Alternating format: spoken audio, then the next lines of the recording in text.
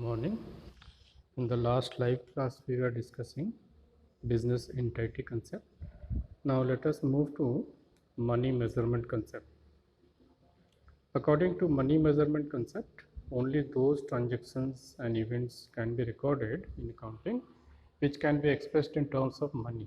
So, we know that all the business transactions can be recorded in terms of money, purchase or sale or purchase of asset, payment of salary, payment of rent, rent received, all these things can be recorded in books of accounts. This is called money measurement concept, whichever could be measured in terms of money.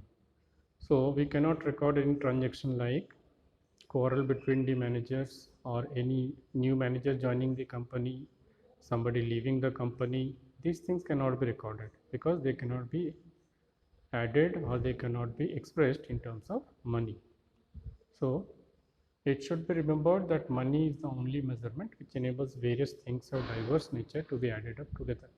So if you remember calculation of national income or calculation of GDP in class 10, we had discussed that of the primary, secondary and tertiary three sectors, different goods are produced, different services are produced in these sectors, and they cannot be added in one unit because measurement of different goods are in different units of measurement.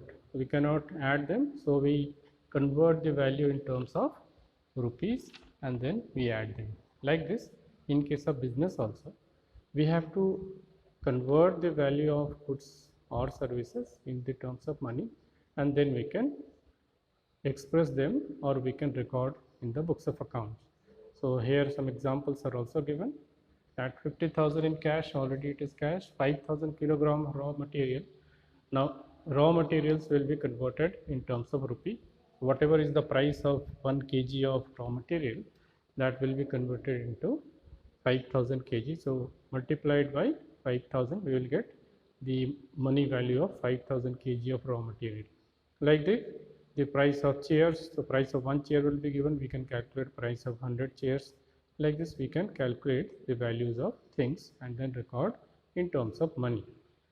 So since it is a common unit of measurement, the reason behind money measurement concept is that since money is the common unit of measurement, we can measure everything in terms of money. Next is accounting period concept.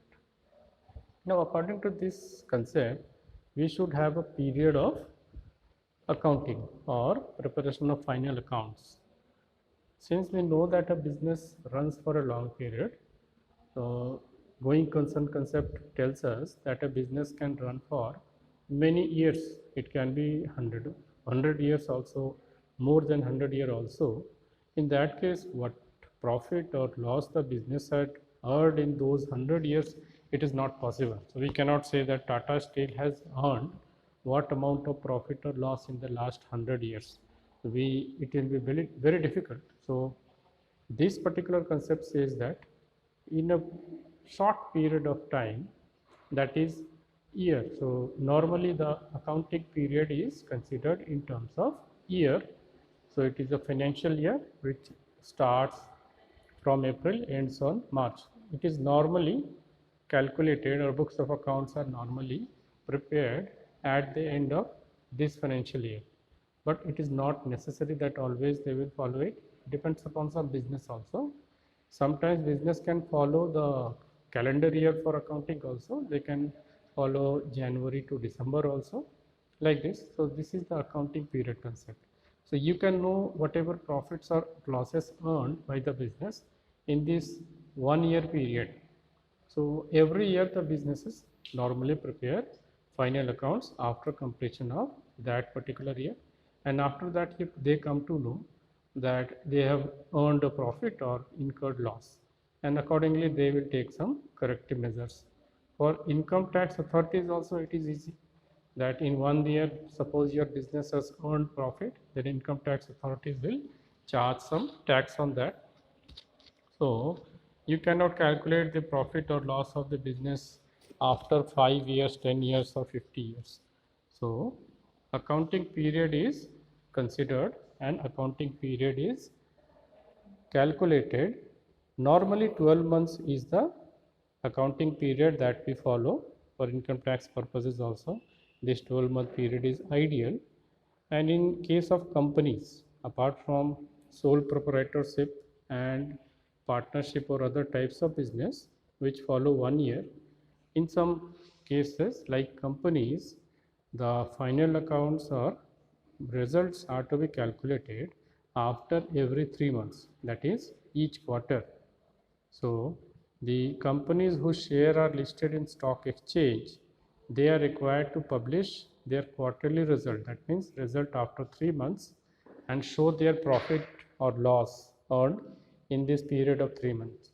So in the newspapers you will find that after every 3 months, the completion of every quarter, that means first quarter is from April to June. After completion of June, in the month of July, in the first and second week of July, you will observe that many newspapers, particularly business newspapers, are having the profit and loss account and balance sheet of some companies. So due to this rule, they have to calculate profit or loss in 3 months and then publish it in the newspaper. This is the concept of accounting period. For these companies, the accounting period is 3 months, and normally for a business, the accounting period is 1 year. Our next topic is cost concept or historical cost concept. Now, according to this concept, an asset can be recorded in the books of accounts at the price at which it was purchased or acquired. So, suppose land was purchased 10 years ago for rupees 5 lakh. In the books, we will show land at rupees 5 lakh only. We know that in the last 10 years, the price of land may have increased, but we don't have any proof. But for rupees 5 lakh that we have spent on purchase of land, we have agreement paper, and that will show that the price of land was rupees 5 lakh. So we will record the assets at that historical value only, because we have a documentary proof of that. Although the cost of the asset may have increased or decreased in the past years, we will not consider it because we don't have any proof for that. So this is historical cost concept, and it may happen that the prices of asset may have increased or decreased in the last 10 years or 5 years after purchase, but they will not be considered. And one more thing we have to remember, that in case of depreciating assets, land obviously is appreciating asset because the value of land increases, but in case of machineries or vehicle which are depreciating asset, we will record the value of that particular machinery or vehicle at historical cost, and then we will charge depreciation because we believe that the value of these machines or vehicle will reduce year after year. So suppose you had purchased a machine 10 years ago at rupees 1 lakh. So every year a certain rate, 10% or 15% or whatever rate, will be applied for depreciation, and each year the value of machine will decrease. So this is historical cost concept or cost concept. So systematically depreciation is charged on the asset. Now what is the justification or reason behind historical cost concept? So following are some arguments. The cost is objectively verifiable because the cost recorded in the books is derived from an actual transaction and it is not arbitrarily determined. If you record the price or value of the land in today's figure, suppose the land was purchased at 5 lakh 10 years ago, today the value or market value is 50 lakh, you don't have any proof. So it is just an arbitrary figure that today the value of the land is 50 lakh. We cannot record it.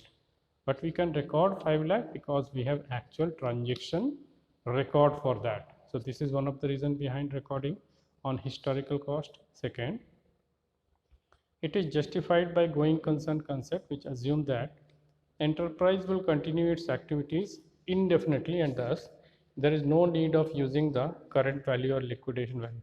Now this is one of the reasons. Suppose the value of land today is 50 lakh, and if we record 50 lakh today, After 10 years it may happen that the value becomes 1 crore. So again after 10 years we will not record the books, record the value of the asset after 10 years. That is the reason why we will record the value at which we have purchased, and we have documentary proof of that.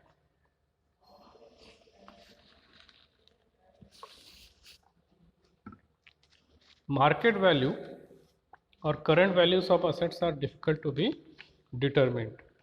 Now the market value of a land, suppose we take the example of same land, it is very difficult to determine because people have different views about the value of land.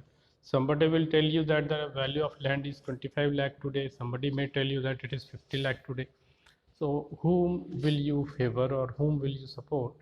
It is very difficult, only expert can tell that. So it is difficult to assess the market value each year. So we will record only the value that was actually paid for purchase of that asset. Then fourth, market value of assets may change from time to time, and it will be extremely difficult to keep track of up and down in the market of the market value. Now since the value of the land or any other asset will keep on changing, suppose today the value of land is 25 lakh, next year it may be again 10 lakh or it may increase. So whatever will happen, it may happen year after year or after every few months the value of the assets may increase or decrease. So after every few months we will not revise the values in the books of accounts. It is very difficult to keep on revising the value of assets in books of accounts regularly after every 2-3 months. That is why we will keep one value only, that is the value that was paid for purchase of the asset. Now drawback of this particular concept, historical cost concept or demerit. What is the first demerit? Assets for which nothing is paid will not be recorded. Thus, a favorable location, brand name, and reputation of business, knowledge, and technological skill built inside the enterprise will remain unrecorded, though these are valuable assets. Now, goodwill is one such asset which has value. We know that with the help of goodwill we earn extra profit. It is the reputation of the business, but since the goodwill is not purchased, so if there is a shop which has good name in the city for its goods or services, the shop has acquired its name and fame in many years of hard work. The shopkeeper has not paid anything for purchase of that good name. So since the money value has not been paid, it cannot be recorded. So although the asset is very useful and asset is valuable, you cannot record it. Goodwill normally is not recorded in the books of accounts because we have not paid amount for goodwill. Only those amount of goodwill are recorded in books for which we have paid some amount. Second, during period of inflation, the figure of net profit disclosed by profit and loss account will be seriously distorted because depreciation based on historical cost be charged against revenue at current prices.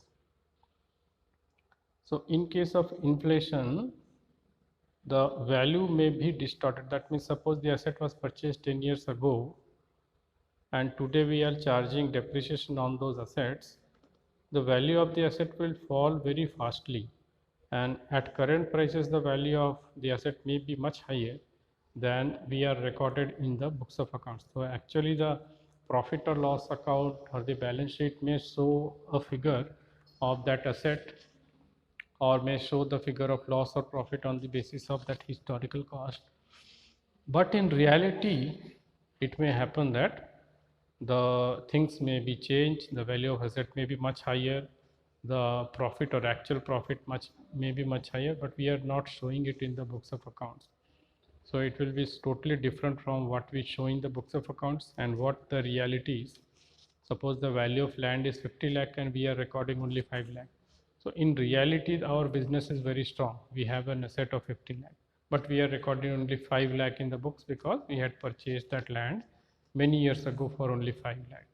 So such type of hidden profit may be shown in the books of account, which is against the normal condition. Third, information based upon historical cost may not be useful to management, investors and creditors. Now, on the basis of historical cost, management will not feel that if the value of land is 50 lakh, we have to go through, if the value of land is 5 lakh, we have to think according to 5 lakh.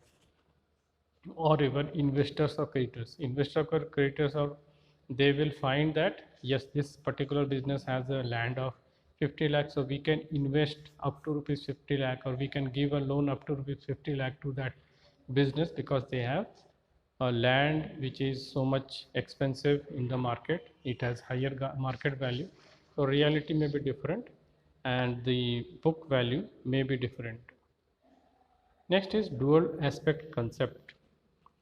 Now, according to dual aspect concept, every business transaction has two sides or two aspects. One is debit, another is credit. Suppose there is a purchase transaction. So, in that case, what will happen? When we purchase, cash goes out and goods come in.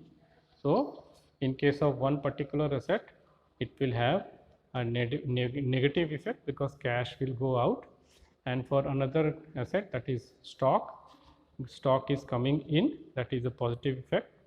Like this, in case of business transaction or recording, we will debit one account and we will credit one account. So this dual aspect says that for every business transaction there is one debit and equal amount of credit. So when the transactions are recorded, the value of debit is equal to value of credit. So in journal entries, when we pass the journal entries, we will debit one account, we will credit another account, and total amount of debit will be equal to total amount of credit.